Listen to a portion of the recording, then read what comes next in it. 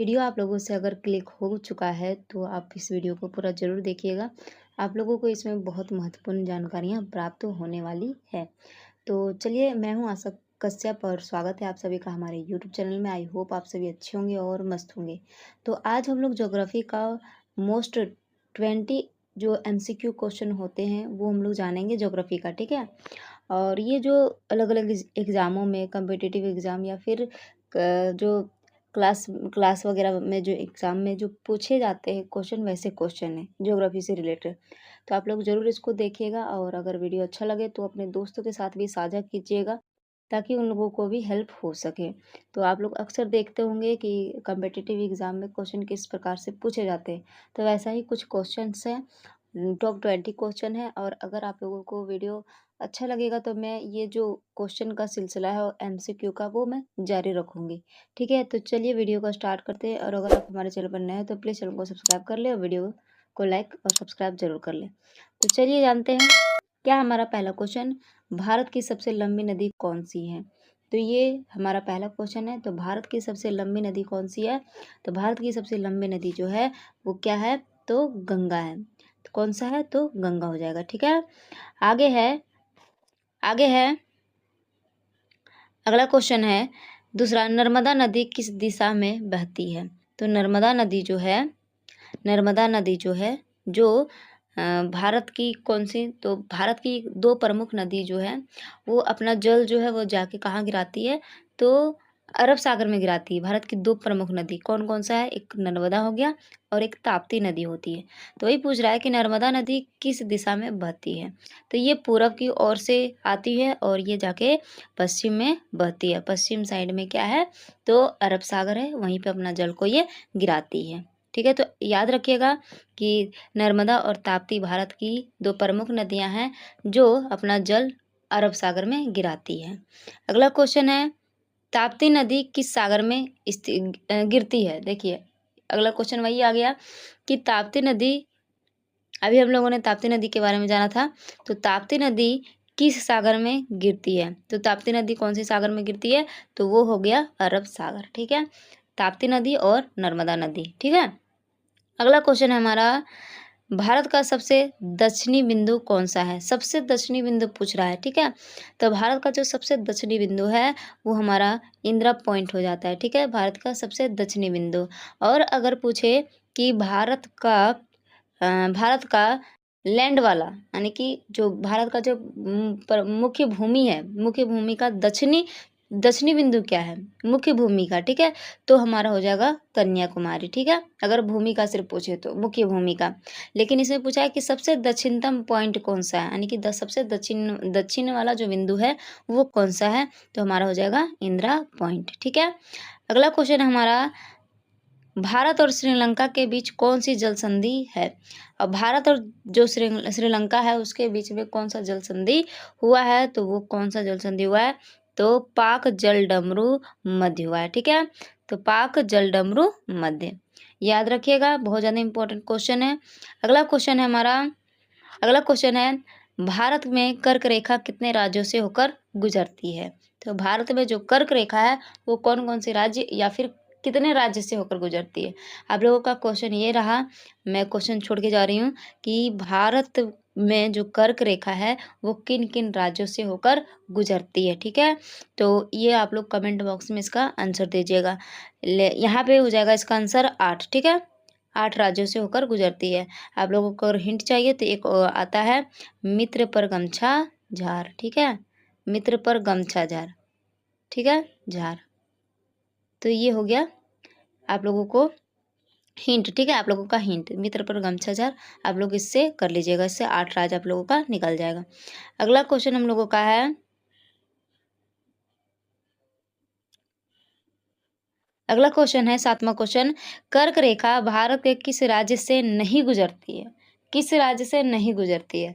अब यहाँ पे बताना पड़ेगा। देखिए, जो कर्क रेखा जो है वो झारखंड से गुजरती है, गुजरात से भी गुजरती है और मध्य प्रदेश से भी गुजरती है, लेकिन उड़ीसा से नहीं गुजरती है, ठीक है।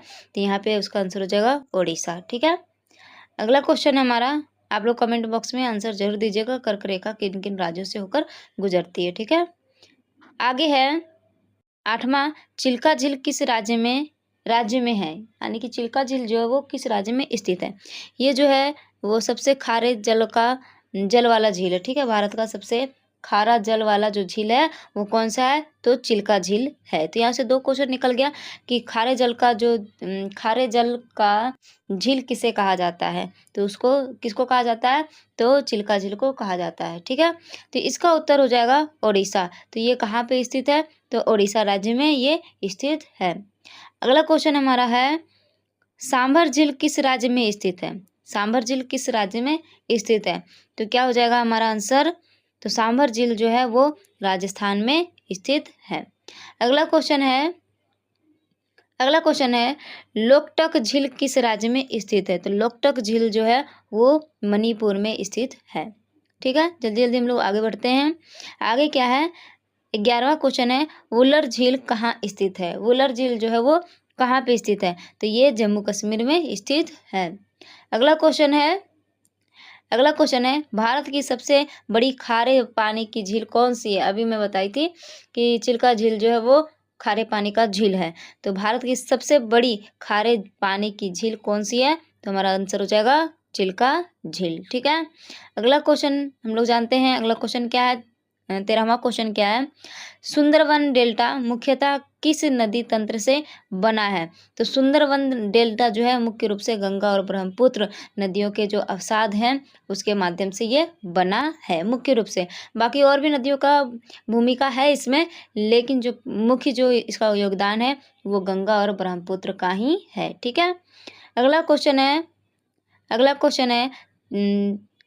14 क्वेश्चन हम लोगों का है, पश्चिमी घाट और पूर्वी घाट कहाँ मिलते हैं। जो पश्चिमी घाट है और पूर्वी घाट जो एक जगह पे कहाँ पे आके मिलती है, तो वो नीलगिरी में आके मिलती है। और नीलगिरी जो है मुख्यतः ये जो है ये तमिलनाडु में है, ठीक है मुख्यतः। इसके अलावा ये केरल में भी इसका फैलाव है और कर्नाटका के साइड भी इसका फैलाव है, ठीक है। अगला क्वेश्चन हम लोग का है 15वां क्वेश्चन, अरावली पर्वतमाला का अधिकांश भाग किस राज्य में स्थित है, तो अरावली का जो पर्वतमाला जो है वो कहाँ पे स्थित है, अधिकांश भाग इसका कहाँ स्थित है, तो इसका अधिकांश भाग जो है वो राजस्थान में स्थित है, ठीक है।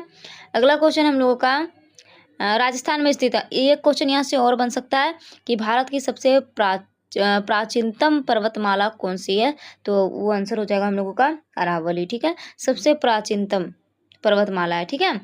तो ये हो जाएगा क्या चाहिए हम लोगों का, तो अरावली हो जाएगा।